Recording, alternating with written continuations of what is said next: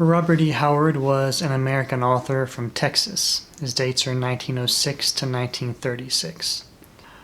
Most of his writing was for the pulp magazines of the time in the late 1920s into the 1930s. He wrote a variety of genres, westerns, boxing stories, adventure stories, historical stories, and fantasy and horror stories. He was friends with H.P. Lovecraft. Lovecraft was a little older than him and served as kind of a mentor to him. And the two wrote a tremendous amount of letters to each other, and each of them influenced each other's fiction. Howard killed himself when he was 30, but he left a lot of fiction behind. He was a prolific writer. A good biography on him is called Blood and Thunder, The Life and Art of Robert E. Howard by Mark Finn. I recommend that if you're interested in learning more about his life and the larger context that sets the story for him being who he was and writing what he wrote. I like Howard very much, and in this video I plan just to introduce you to him and to give you some ideas for places to start reading him, some of my personal favorite Robert E. Howard stories. Howard's writing style is kind of hard to pin down. It's an eclectic mix of things. He was also a poet, so his prose has a lyrical, poetic quality to it, where he can say a lot in very little amount of text. But it also has this very dark, like hard-boiled, action-paced realism to it too, and it's also very humorous too in certain stories and certain sections. So it's this weird kind of eclectic mix, but it's very unique, and it's a one-of-a-kind voice that I've learned to really appreciate and enjoy. A very common theme in his work is the conflict between civilization and barbarism, and turns out he tends to favor the barbarian, and a lot of his stories, the civilized people, or so-called civilized, are the ones who are the most cruel and who are the villains of the stories, and the barbarians tend to be the ones with the most compassion. And also a lot of his stories take place, like, he takes a broad view of history, and like with the rise and fall of civilizations, and at least a lot of the fantasy stories take place after the fall of a civilization, like in the ruins of a once great civilization. Howard's work has kind of a weird publication history. This last decade, though, Del Rey published a whole series of his stuff in these big, oversized, collected books that capture his major and his minor works. So these nowadays are readily available. And I'm going to focus only on Howard's fantasy/horror stories with this video. I know there is a lot more out there. People love his westerns and his boxing stories and his other adventure and historical stories, but Howard wrote a lot of recurring characters.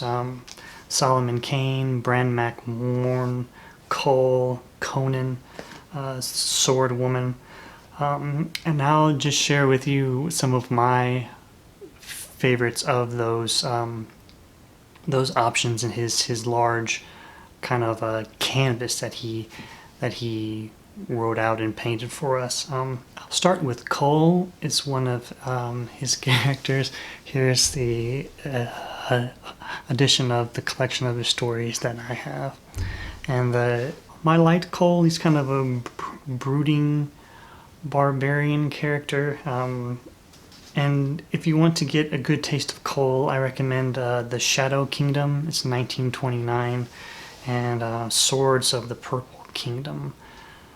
Howard also wrote a good amount of horror stories and weird fiction in the vein of Lovecraft.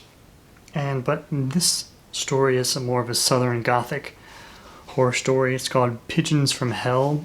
Here's an older edition of some of his collected horror stories. But Pigeons from Hell, Stephen King called it one of the finest horror stories of the 20th century. So I recommend that one, Pigeons from Hell. And others are Sword Woman, the one title story, and it's from a female point of view. It's extremely violent, but I liked it. And then on to the Conan stories. There's a lot of those, and I think the best collections of them are in these versions of it. There's People of the Black Circle and Red Nails. The stories in these, I think, are the best of Howard. But if you have to read one Conan story to start out with, I recommend The Tower of the Elephant. It's one of his early Conan stories where Conan's a young thief and he's on his way to steal this jewel from this powerful sorcerer, and it really surprised me. It was not what I was expecting, and I think represents Howard at his best. And second story, if you can only read two, is The People of the Black Circle.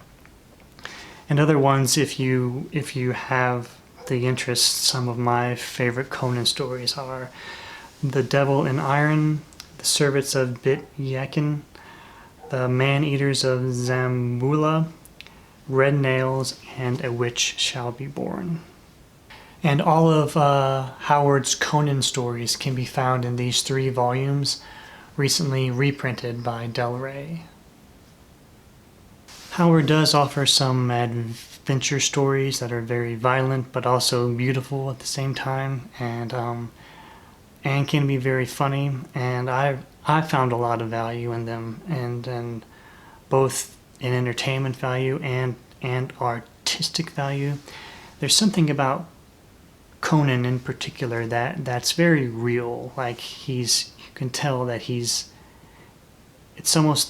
like that weird thing that happens in fiction sometimes, where a character seems so real that you can't really pinpoint why or make sense of why. But I felt that way with reading Conan stories, and it's something you kind of have to read in order to understand. But I'll give you an example of the type of horror that Robert E. Howard incorporates into his stories. It's more of a Lovecraftian, like cosmic horror. And here's a quote from it's one of his stories I didn't like overall that much at all. It's called The Slithering Shadow, but this selection here, I think, provides a good snapshot of his style and just that type of cosmic horror. A dark tentacle-like member slid about her body, and she screamed at the touch of it on her naked flesh. It was neither warm nor cold, rough nor smooth. It was like nothing that had ever touched her before. And at its caress she knew such fear and shame as she had never dreamed of. All the obscenity and salacious infamy spawned in the muck of the abysmal pits of life seemed to drown her in seas of cosmic filth. Robert E. Howard.